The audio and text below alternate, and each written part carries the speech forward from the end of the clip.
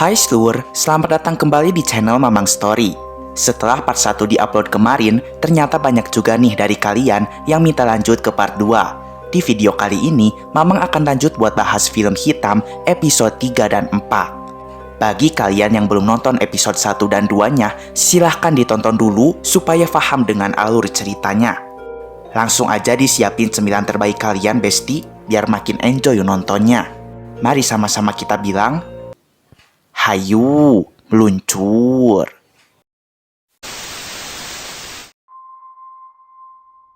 Episode 3.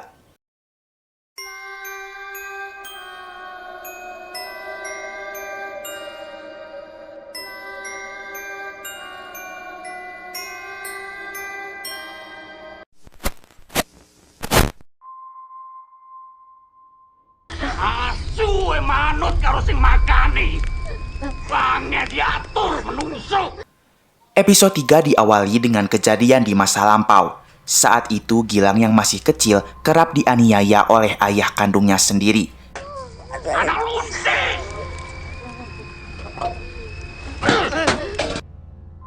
Padibio tidak tega melihat anak yang malang itu, sehingga dia pun mengangkat Gilang menjadi anak tirinya. Saiki kebesaman. Saat itu Tika pun senang karena memiliki kakak laki-laki. Di akhir episode 2, kita melihat Gilang diterkam oleh zombie Tika. Untungnya Padibio berhasil menahan Tika dengan sebuah alat yang dia ciptakan sendiri. Lalu Padibio melemparkan potongan daging untuk mengalihkan perhatian Tika. Gilang yang panik segera menodongkan pistol. Padibio bilang jangan, ini adalah Tika. Mendengar hal itu, Gilang pun menurunkan pistolnya kembali. Setelah Tika selesai diikat, supaya lebih tenang, Padibio membuatkan segelas es teh manis hangat untuk mereka berdua. Lalu Padibio mengatakan jika dia juga tidak tahu apa yang sebenarnya terjadi. Dia berusaha menjelaskan jika saat itu, saat Tika baru pulang kuliah dari London, badannya langsung demam. Sudah turun, naik lagi. Turun, naik lagi. Hal ini terjadi secara berulang-ulang sehingga membuatnya kebingungan. Hingga di suatu waktu ketika Padibio pulang terlambat dari kantor, dia melihat sudah ada jasad Pak Rahmat tergeletak di teras rumah di samping Tika.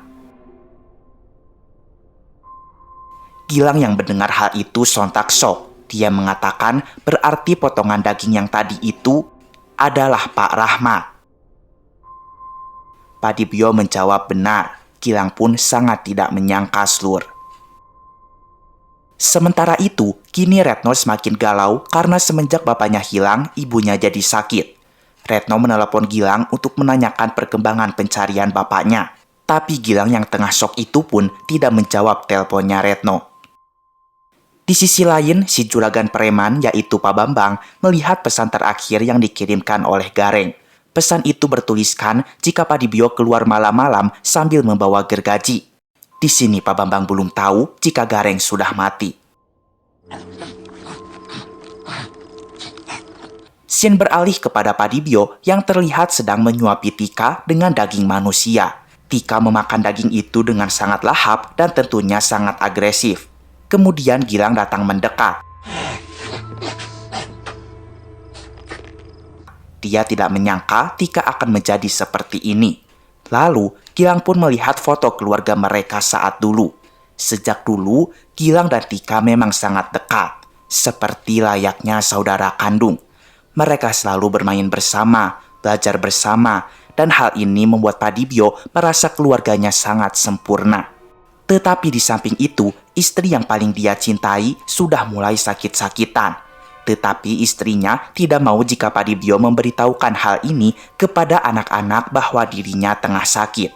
Dia tidak ingin menghancurkan kebahagiaan di rumah ini. Sang istri pun meminta kepada Dibio untuk melakukan foto keluarga agar mereka memiliki kenang-kenangan. Saat pemotretan sedang berlangsung, istrinya pun tak hentinya batuk-batuk Slur sehingga membuat Tika merasa khawatir. Padibio berusaha mengalihkan perhatian Tika agar dia tidak terus merasa curiga. Hingga waktu pun berlalu, ternyata sang istri sudah tidak tahan menahan sakitnya lagi. Dia meninggal mendahului mereka semua. Hal ini membuat Tika marah kepada bapaknya. Dia berpikir bapaknya telah menyembunyikan bahwa selama ini ibunya tengah sakit keras. Oleh karena itu, hubungan Tika dan Padibio menjadi renggang. Sejak kecil, Tika hanya dekat dengan Gilang saja. Tidak terasa, waktu pun berlalu dengan cepat. Tika dan Gilang sudah tumbuh dewasa. Karena sering bersama, tanpa disangka-sangka muncul bibit asmara di antara mereka. Tapi Tika menyadari jika kakak tirinya itu mencintai sahabatnya sendiri, yaitu Retno. Tapi namanya juga cinta tidak bisa dibohongi. Hingga di suatu hari, akhirnya mereka berdua mengikuti bisikan setan. Seperti kata-kata orang dulu, laki-laki dan perempuan itu dilarang berduaan. Karena akan ada orang ketiga di antara mereka, yaitu setan.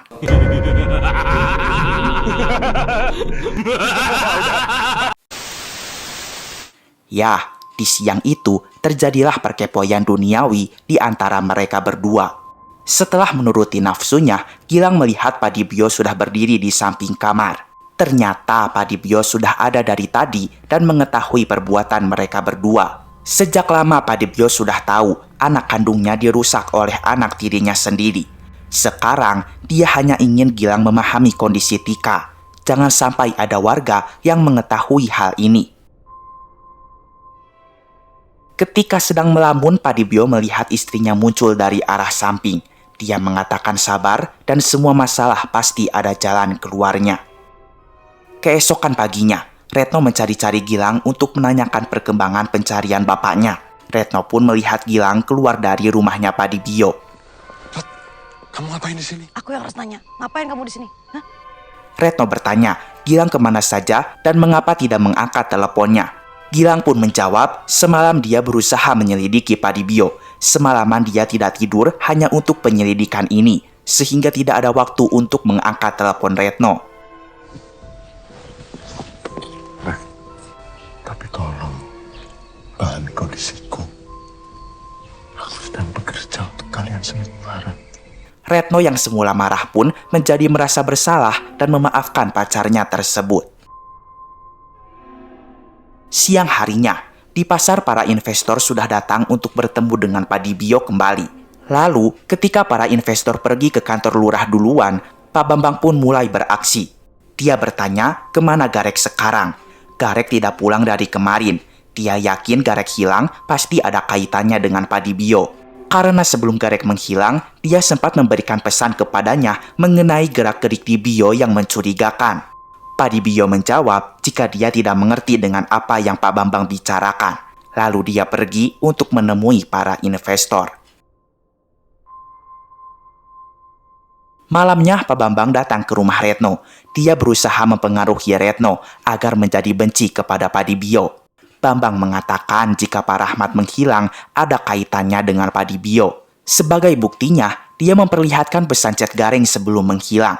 Pak Bambang mengatakan Gareng pun menghilang setelah memata-matai Padibio. Itu berarti menghilangnya para warga di desa ini pasti karena ulah Padibio.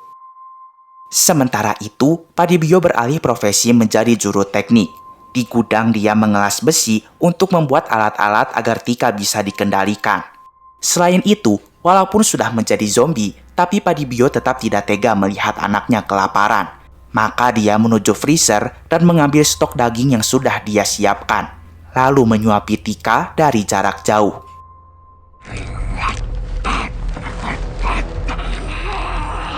Tetapi semakin kesini, zombie Tika makin menjadi-jadi. Batas kelaparannya pun jadi tidak menentu. Tika terus merasa lapar.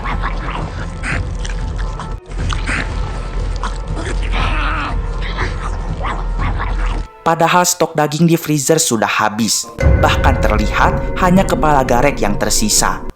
Hal ini membuat Padibio frustasi dan kepalanya pusing 7 keliling. Akhirnya Padibio pun nekat. Dia segera bergegas menuju pasar untuk mencari mangsa.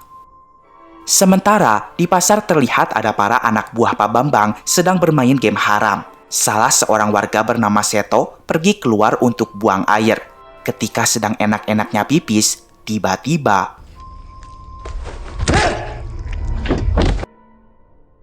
kemudian salah satu warga, namanya adalah Darajat, kebelet pipis juga dan segera menyusuli Seto.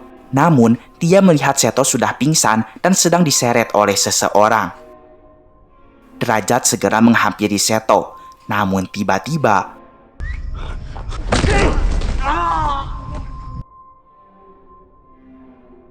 karena mendengar suara keributan, mereka semua pun segera menghampiri.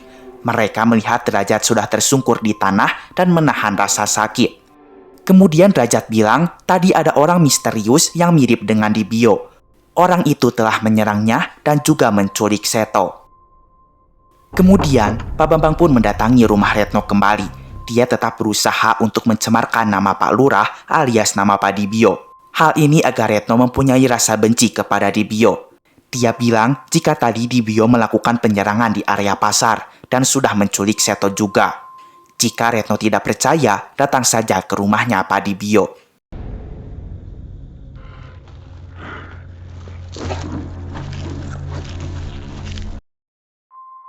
Di sisi lain, Pak Dibio tengah sibuk memotong-motong tubuh Seto.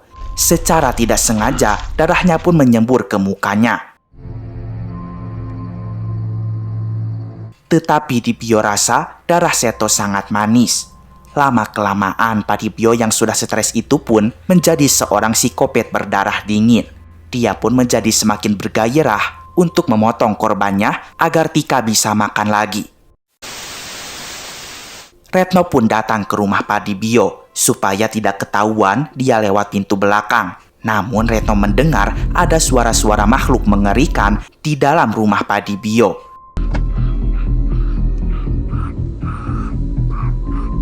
Ketika akan memasuki rumah, Retno dipukul oleh Pak Dibio dari arah belakang.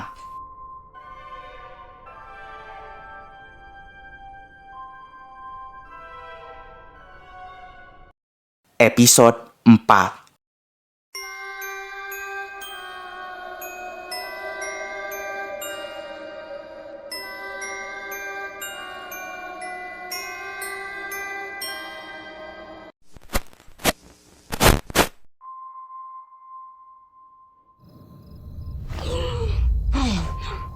Kemudian Retno pun sadar. Dia tersadar dalam keadaan sudah diikat dan mulut dibekam.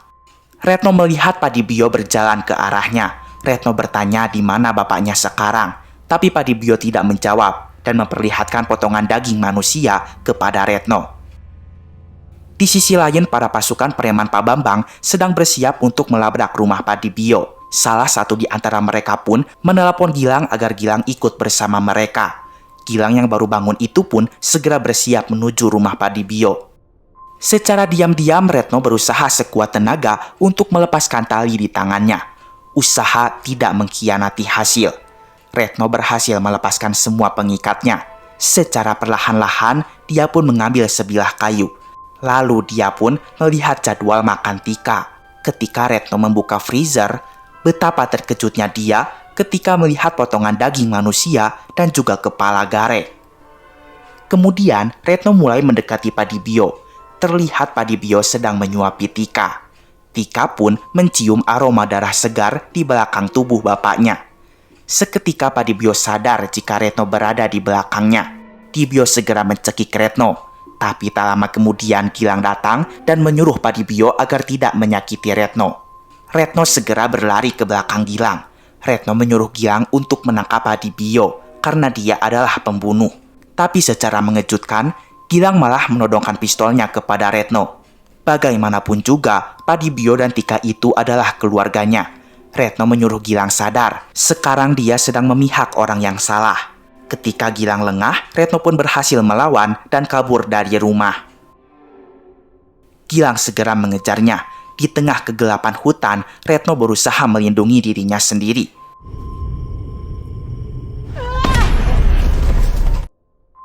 Dan untungnya dia berhasil mengelabui Gilang sehingga Gilang pun pingsan di dalam hutan.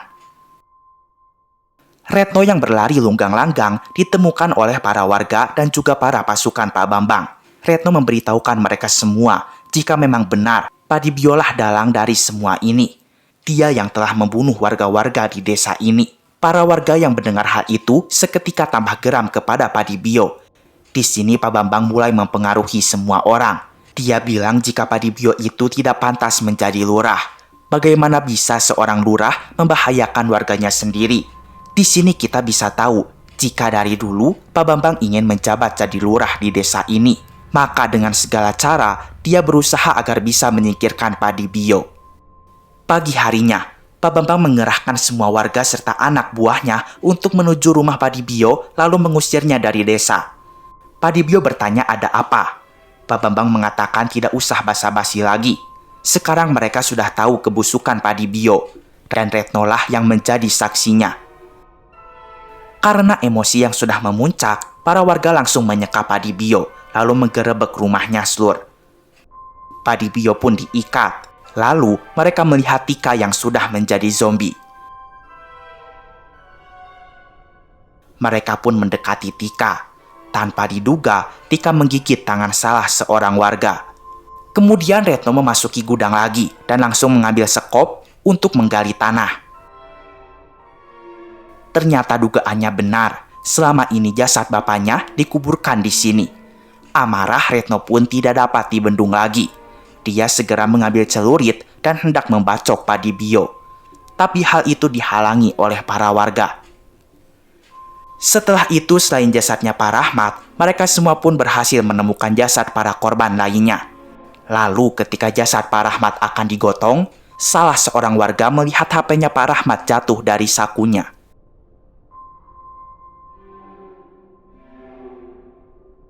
Retno yang masih geram itu pun keluar dari rumah dan mendekati Tika yang sudah dikurung di halaman belakang.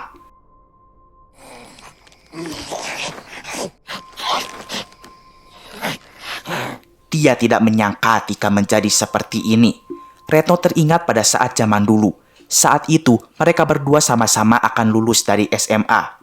Cita-cita mereka berdua sangatlah tinggi, Slur. Berbeda dengan anak-anak seumuran yang ada di desa ini. Diketahui Pak Rahmat, bapaknya Retno, merupakan salah seorang staf juga di kantor lurah. Retno bercita-cita ingin meneruskan jejak bapaknya. Dia ingin mengelola desa ini menjadi lebih maju dan tentunya bisa mengikuti perkembangan zaman. Sedangkan Tika bercita-cita ingin kuliah keluar kota.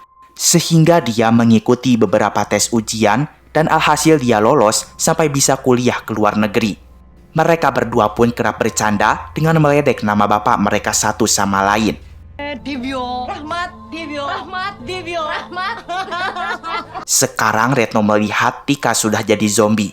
Retno pun berharap Tika tahu apa yang sedang dia rasakan. Lalu Retno melihat di halaman depan para warga sedang sibuk membuat arena pembakaran. Mereka akan membakar zombie Tika karena mereka menganggap Tika itu adalah jin, iblis atau setan dan harus segera dimusnahkan. Tak lama, seorang warga pun memberikan HP Pak Rahmat yang jatuh tadi kepada Retno. Retno melihat percakapan bapaknya dengan Pak Bambang. Yang ternyata saat itu Pak Bambang menyuruh bapaknya untuk memberikan sekresek uang kepada Padibio. Hal ini agar Pak Bambang bisa memfitnah Padibio jika Padibio telah mengambil bagian yang banyak dari hasil donasi para investor untuk pembangunan pasar. Dengan hal ini para warga akan menjadi benci kepada Padibio, sehingga jabatan lurah akan beralih kepada Pak Bambang. Ya, semua ini gara-gara jabatan. Pak Bambang terlalu gila kepada jabatan, sehingga melakukan berbagai cara agar bisa menjadi lurah. Jika Pak Rahmat menuruti perintahnya, maka nanti Pak Bambang akan memberikan komisi yang cukup besar kepadanya. Dia akan tetap memberikan uang itu kepada Padibio, tapi dia tidak mau menerima uang kotor dari Pak Bambang. Namun nahasnya seperti yang kita tahu di episode 2, ketika Pak Rahmat akan memberikan uang itu, dia malah dimakan oleh zombie Tika.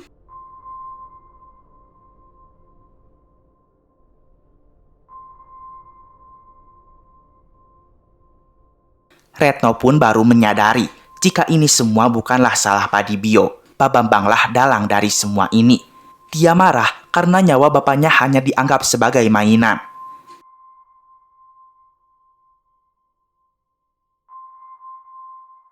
Lantas Retno pun segera membebaskan Padibio dan menyuruhnya untuk menyelamatkan Tika. Tapi setelah itu dia meminta agar Padibio pergi dari desa ini. Di saat semua warga siap untuk membakar Tika, mereka mulai menyadari bahwa Padibio menghilang. Secara mengejutkan, mereka melihat Padibio sudah terlepas sambil membawa zombie Tika dengan alat cengkeramannya. Padibio bilang mundur karena ini berbahaya. Tetapi Pak Bambang tetap nekat. Dia menyuruh mereka semua agar jangan takut. Dan mereka pun harus memusnahkan lurah gadungan itu. Kesabaran Padibio pun sudah habis. Jika memang mereka tidak takut, maka Padibio melepaskan cengkeraman Tika.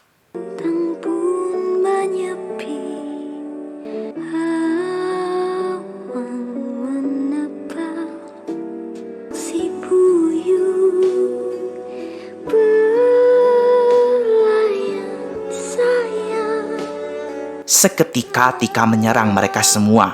Secara membabi buta, Tika memakan para warga, termasuk Pak Bambang. Dia terjatuh dan tidak sempat menyelamatkan diri.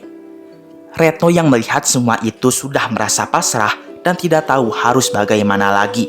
Saat Tika akan menyerangnya, Retno pasrah dan menutup kedua matanya. Tetapi Padibio sudah mencengkram Tika lagi, sehingga Retno masih bisa selamat.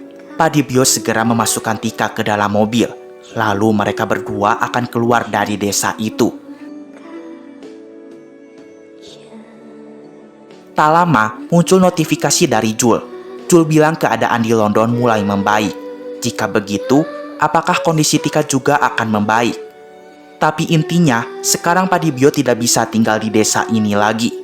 Kebetulan uang sekresek itu pun masih ia simpan. Mungkin Padibio bisa menjalankan kehidupan yang baru sambil mengurusi anaknya dengan bantuan uang tersebut. Scene beralih kepada Gilang yang baru sadar dari pingsannya. Sementara Retno yang tersisa hanya bisa melihat para warga yang sudah tewas dimakan zombie Tika. Namun ternyata Retno bukanlah satu-satunya orang yang tersisa. Ada satu warga yang berhasil selamat. Tetapi tangannya sudah tergigit oleh Tika. Dan sepertinya dia sudah terinfeksi virus zombie.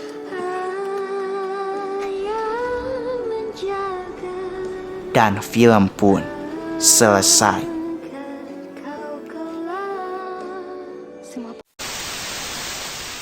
Nah, itu dia seluruh alur cerita dari series film ini.